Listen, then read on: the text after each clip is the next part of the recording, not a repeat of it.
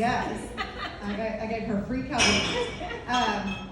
But anyway, so we've been friends for a long time, and it was really exciting for all of us kind of in that blogging community to watch what happened with Jenny. We knew she was an amazing designer and was doing really cool things, and then when the HGTV thing happened, we were like, holy crap, one of us is famous now. So anyway, we were very supportive because we were very excited for you. So tonight we're not talking, we had Henry Washington here and we talked about investment, we talked about market. Tonight we're really talking about the prettier parts and the parts that I enjoy more, which is renovations and what matters in real estate when you're looking at maybe an investment property, what to do, what not to do. And we're gonna let Jenny kind of share her experience and her strength, and I'm just super grateful that you're here with us today. Well, thank you. Thanks for having me. And I will also say that Jenny is actually right now in the middle of shooting. So she's been filming all day, and then she's gonna leave here as soon as we're done and go check on a house because they have a reveal tomorrow morning. So really appreciative that you took the time to be here with us tonight. We had a reveal today. It was very exciting. How'd it go? Did they It was like really it? good. Yeah, they liked it. They didn't storm out, so it's good. Has that happened? No. Oh. It was a good friend of ours, so it was really fun. But we are on our. This would have been. Goodness gracious, hang on.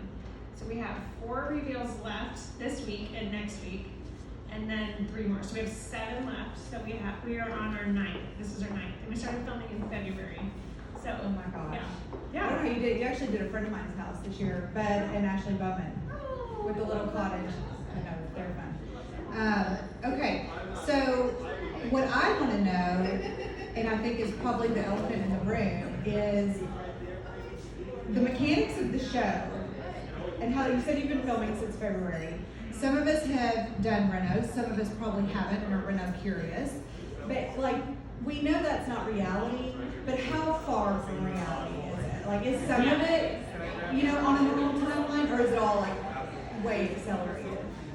Yeah, this year has been different in the past because of COVID, of course, and last year because of COVID, things have really changed. But for the most part, a normal renovation takes really fast, really 6 months. A year is pretty normal depending on how big the renovation is. 3 months is super quick. You're doing a small renovation. I think anybody can. And today, but right now, those timelines are out the window.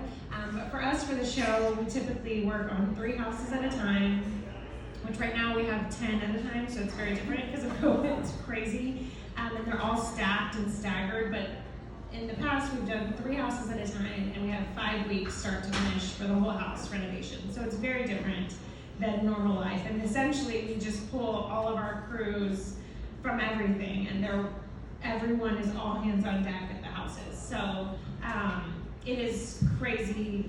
And the other thing about it is lights, tile, everything has to be ordered ahead of time. And if it doesn't come in on time, then it's just, okay, we have to run and go find whatever we can find.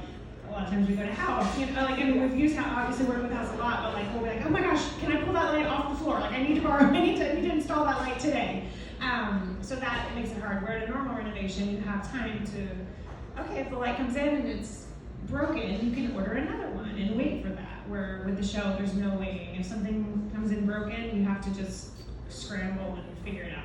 So are you using, I know a lot of investors have preferred crew, their go-to GC, their go-to floor guy, go-to painter. Are you using the same team? Are they part of the show, or are they your crew? Yeah, we've changed this season. So Dave's been the general contractor for all the houses from the beginning, and this season we actually have tried to do something new where his brother is a general contractor. My brother-in-law, who's over here, Rob, raise your hand. He's a general contractor, and we have one other guy, Derek, who's a general contractor, who have been helping. So they're so Dave and I come up with a plan, and essentially they almost are our job supervisors. But what's been really nice is that we now have other subcontractors to pull from, because normally it's just Dave and I and our normal crew. Our painter has to do all the houses, and we get backlogged. So now Rob has a painter that's his go-to painter, who we, so it's been different this season because Dave and I right now are doing 3 shows actually. It's really, our life is ridiculous. It's weird. It's absurd. And so we can't possibly be. I do. I cry. We had a scheduling call last night, and I was like, I just want to go to bed. You guys know. But because we can't be in everywhere, in all places at the same time, so we have thankfully kind of our pool of subs has expanded, but it's all people that we very much trust. My brother-in-law, both my brother-in-laws, and our other really good friend Derek, and their crews who we trust because Dave's been doing this. He started his business with his brother Matt in 2004. So it takes a long time to build the trustworthy crew. That's very important. Like my painter is like my security blanket. Yeah. Like I can't. And if you ask me for my painter's contact, you will know how I feel about you. Yeah. Because like the answer's probably no. Yeah. Or maybe what is in it for me? Because I guard him in my life, and it's the same with my floor guy. I will share my floor guy anyway. Yeah.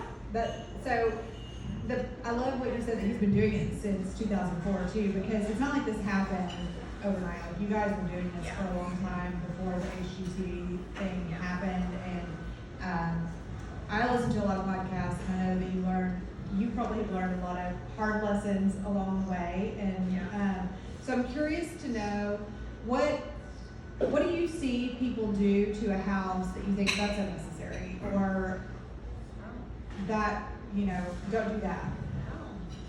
Or what have you done that you're like, that we learned over time that so for example, my hypothesis is that it's the over-designed backsplash. Yeah, or it's the Dave really gets passionate about this. I wish Dave was here. Dave's home with the kids because we have our poor sitter. We're really trying to not lose her, so we need to give her. So yeah, he's home with the kids right now. But he's very passionate about this. Pinterest, Instagram, not house, but house. Do I say it? Are you guys just house or are you house? Yeah. Well, I'm not there anymore. Where are they? Okay, you're there. But house. I always say house. Anyway. HOWSE, the furniture store. Furniture store. Anyway, they create, they're great resources for inspiration, but a lot of times you see a lot of things that you like and they're all very different, and so you want to implement all of those things instead of finding the common theme. That's the thread that ties all of those things together.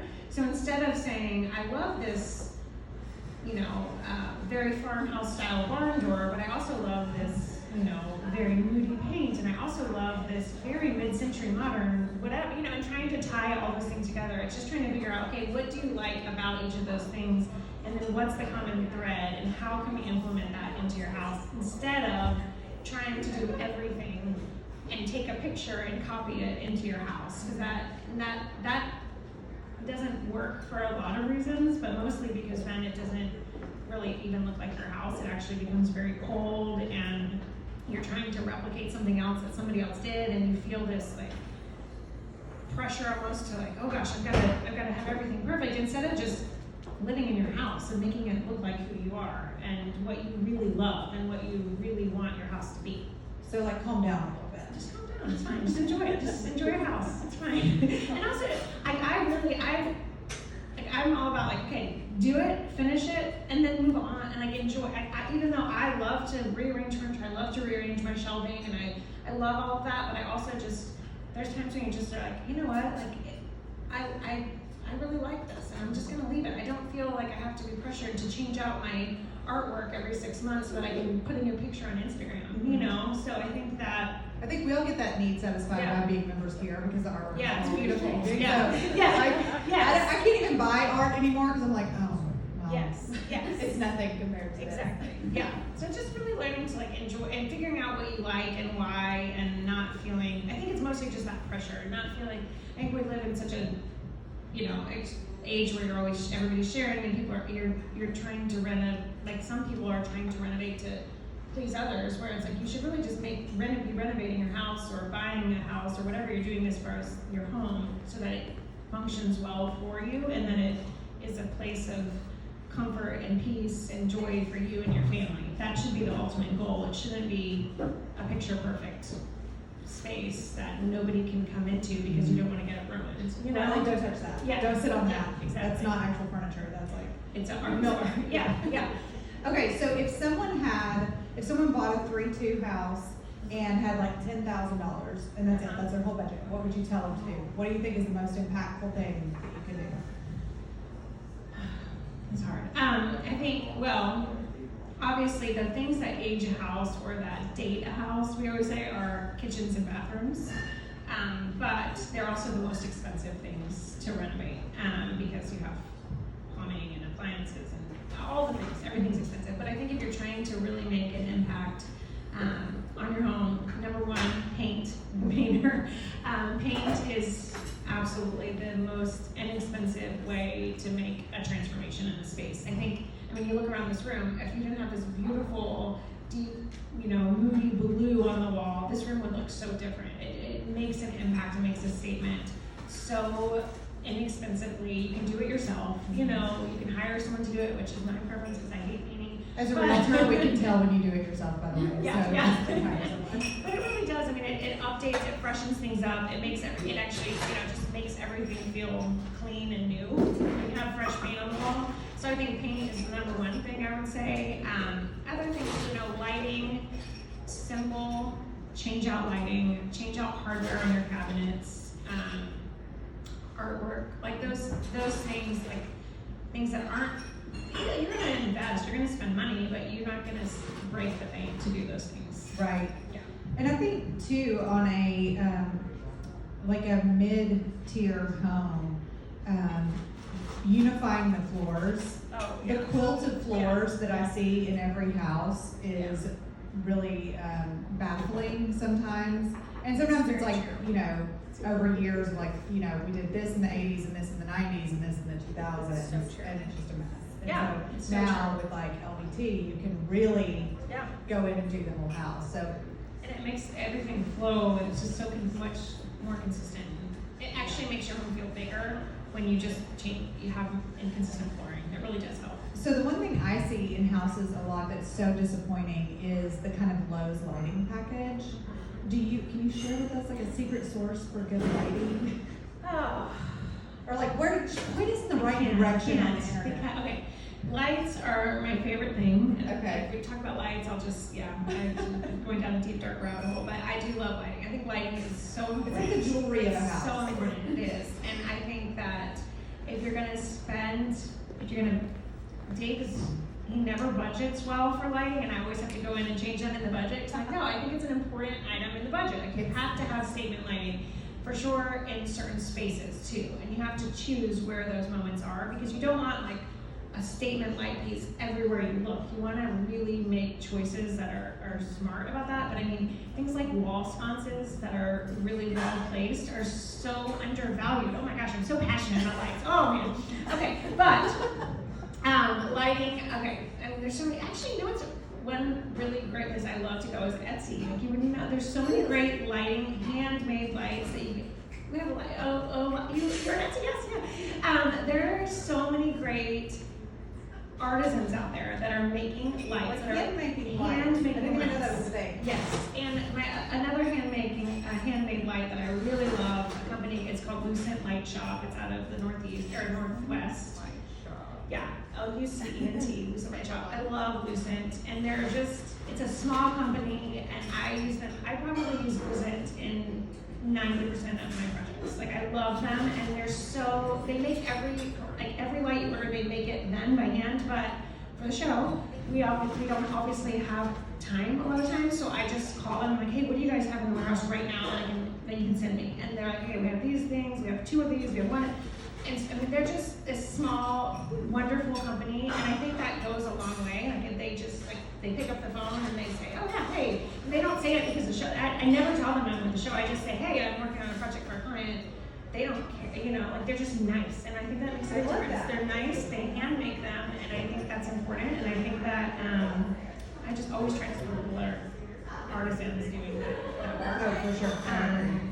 But yeah, I mean, then you have like CB2, West Down. Those are great lighting sources that are just CB2 is Like you can't go fairly wrong. affordable. You I can't feel go like, wrong. It's inexpensive. yeah, I feel like even I don't have a design eye. Yeah. I nobody wants me designing their house, but I feel like those are safe for me. Yeah, rejuvenation, like all those kind of Yeah. places. Yeah. Yeah. Okay. So what then trends do you think are played out? Like what, if somebody is going into a project now and they're thinking, you know, is the gold rod handle pull, is that done or are we still doing it? The hardware, another straight gold rod, but like, is that done or are we still doing that? I mean, you can still do it. For me, it's really hard. And you mentioned that to me about the trends. I really don't like to get into, and this just sounds bad, but I really don't like to get into trends because I really want people to really just, if you like something, like it's okay. Like it is okay. You just like it. Make it work. Figure out how to make it work. And if you love whatever it is, and I don't like it, it's okay because you know it's not my house. I don't have to live there. I don't care. We say that all the time. We're like, I mean, it's your house. If you like that, sure, I will figure out a way to make that work. But to me, I think, and this is just me personally, I feel like as far as trends, I think I hope, and I am going towards more handmade things. Like I said, like lighting, hardware. If it's a finish that patinas over time, like I love a good, like just real brass that really does change, and so they all end up being mismatched, but that's like in a really beautiful time-worn way. Tile that's handmade, any of those kinds of things that you can get that are timeless, but they're also just so classic and so kind of inspired by thousands of years of wonderful design. You know, I mean, to me that is, I think, that's where I love incorporating pieces that are handmade, whatever that looks like, faucets, any tile, anything. But I think as far as a trend, I hope that we're going that way, you know? Right, and to like letting people have their own fingerprint, because Yeah. it does feel like right now, when I show properties that are renovated here, I think it's because we're having to move so fast in West Arkansas because we have such an influx that it is like gray LVT, white paint, either gold or silver, rod handles, Lowe's lighting package. Yeah. Like I can tell you if you want a quick flip, I can tell you exactly like the package to go get. Yeah. But I'm loving those square, I think you made those recently, those square tiles that are like rough and different thicknesses. Yeah. Couldn't love that much. Yeah. Those And I are- actually had so Rainy Gray here at Street Studio. She's Gallery wow, she's Studio. amazing. I love Rainy. She made me tile recently for a house, and like, I'm sorry, that's amazing. Like Yeah. she can make tile. You She know? actually just made me a bunch of clay pots.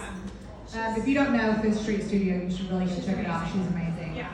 She'll do anything. Yeah. Okay, so another thing that I want to ask you, because I get asked this all the time, and I don't always know the answer, and you've done a lot more houses than I have.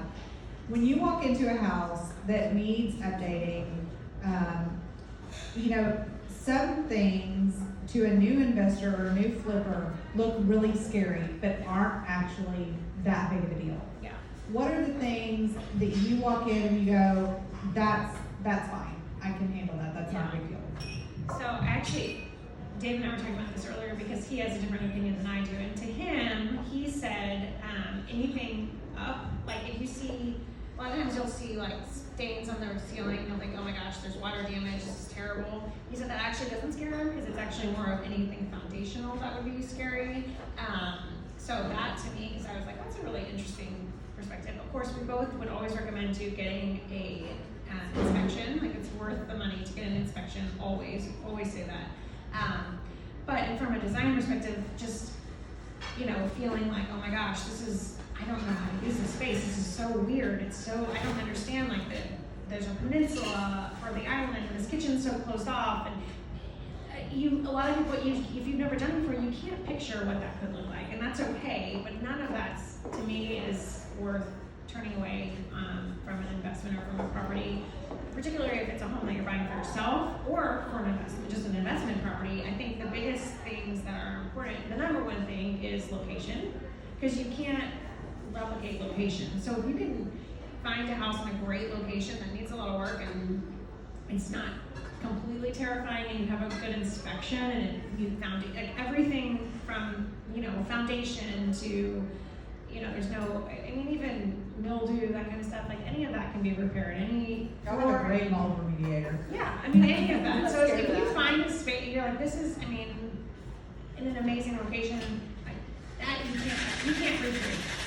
So that to me is the biggest thing, that's the most important, is the location. But as far as like just, oh, I don't know what to do with this wall, or I don't know what to do with this flooring and this tile, like none of that's scary to me. Yeah. Does electrical stuff freak you guys out? I mean, when it's a really old house, you just have to assume you're gonna have to rewire and replumb walls. You just have to assume. You have to build that in, because if it's over 80, 100 years old, you're going to have to. Right. You just have to put that into the budget. But as far as like a newer house, like that's the thing when you're working on like a house from like even maybe the 70s, but definitely like 80s, 90s and up, it's to us that's like, oh man, those are easy. Like if it's before, the early 1900s or those, I mean, you're just gonna have to rewire them. There's no way to get around it. Yeah. Yeah. I sold a house on Central that was over 100 years old, and it was so great because the buyer was like, look, I understand I'm buying a 100-year-old house. Yeah, you have to. Because we knew the inspection was gonna be like, a normal inspection is like 40 pages long, and we're going, okay, we're hoping for 80 pages or less. Yeah, exactly. Yeah. But again, on Central, you're not gonna ever be able to. You cannot replicate that Yeah, location. it's what's that's right. one of the most important things. And we do have such a small, especially downtown Bentonville, it's just a small geographical area. Right. So, Yeah. so what areas of Northwest Arkansas are you excited about right now? I mean, Dan and I both, we love old homes, so for us, like anytime we can work on an old home, downtown Bentonville, downtown Rogers, we just love those areas. But the area like over by Thaden, off of Walton, over by the new park, what is that called? Oh, Osage? Osage, yeah, the pickleball. That whole area, we've actually been working on a couple houses in that area. I think that's up and coming. Bella Vista, of course, has been growing for a while. I think that's like set to be the next big, like that is, I mean, it already is. We've been working there for a long time, but with all of the trails and all of the investment happening there, I think that. I can tell you that like the tension went from like, if this is Bentonville and this is Bella Vista, everybody was here and now everybody's like, what? Exactly, yeah. Yeah, it's really exciting. And you can still get a pretty good value there. You can still get a house for 150 a square foot, which, right now you can't get in downtown Bentonville for under almost 400 a foot. So that's pretty crazy. Yeah. And that's new. It's crazy. Do you have, so I recently have done a couple of deals in downtown Springdale. I think there's a lot of exciting stuff going on down there. Yeah. And we know that there's been an inflection of capital there. Do you guys go that far south? We've gone down there. We actually have a house down there right now that we're working on, but right now, because of the show, we do have one there, but we try not to go. That's like an exception because we have to jump. We typically go to at least 5 houses a day when we're filming and checking in on everything. So we have to be able to drive quickly to every house, and we spend like 2 or 3 hours there, and we go to the next one. And so when we have to get in the car and commute 20, 30 minutes, it makes it really hard. So we try not to go. We try to stay very close as we can, but we do have one in Springdale right now. You know what I want you to do? Yeah. Because the show's really looking for my opinion. Yes, please. They were just asking, Stephanie, what would you like to see in the show? Yes, we You did know what ask. I really have a passion about is Eureka Springs. Like, I want somebody to say Eureka Springs. Eureka and Siloam. We love Siloam too. Really? Yeah. I've been there like twice in my life. Well, I went to the casino once. But again, it's really hard because our crew, so the other thing is with the show is that our crew typically is at a house, like we split up, and so they go to one house and we go to another one, and then we all meet at a different, and it's really, we have to all, so if we did a house in Eureka, we'd have to do like 3 to 5 houses at the same time. So well, that's what I'm saying, like, yeah. do a bunch. Like, have a Eureka season. Right, exactly. That's There you go. what I'm saying. That would be cool. Yeah. You're welcome. Thank you. Okay, so do you think that, what season are we on? Is this 4? This is 3. 3. Yeah. Will there be a season 4? I don't know. We'll see. When the show airs, they'll base it on the ratings. So Okay, so it's like every year. It's just like every year. Yep. And then, so you don't need any more houses. People ask me all the time too, like, do we submit this to the We show? are done. We just did our last demo, so we're working on our last round of houses. So we'll be finished filming in December because we actually are doing another show. So we have to leave in October to another state to do another show, and then we'll come back and we'll finish the show. Is it another collab with another HGTV No, like you did? it's Rock the Block. I don't know. It's a competition show. Oh. It's a HGTV show, Oh, and so fun. there's like four houses, and we compete with 4 different people. So Dave and I have never watched it. They keep encouraging me, don't watch it. Oh my gosh, we're getting so much trouble. They keep saying, like, they ask us questions like, tell us from season 1, what was your favorite house? And we're like, yes, that one with the thing. And they're like, oh, the whatever. I'm like, yes, that, I love that. I don't have time to watch it, but anyway, that's what we're doing. I don't really know much about it, but I've been working on it for like 2 months. I'm very excited about But it. it's exciting. We're gonna move our whole family, 5 children, For how long? Charleston for 6 weeks. It's gonna Oh, be fine. Charleston's It's so gonna be fine. gorgeous. Charleston's pretty, but we're not really in Charleston. They sold us a bill of goods. We're kind of way out there, but it's okay. It's gonna be great. It's gonna be great. It's gonna be great. It's gonna be great. Oh my gosh, that's hilarious. Yeah. But anyway, so then we come back and we finish, and then our show will start airing in November, and they will tell us. Usually we find out in December if it's been picked up or not, and then we start casting for the next. So And then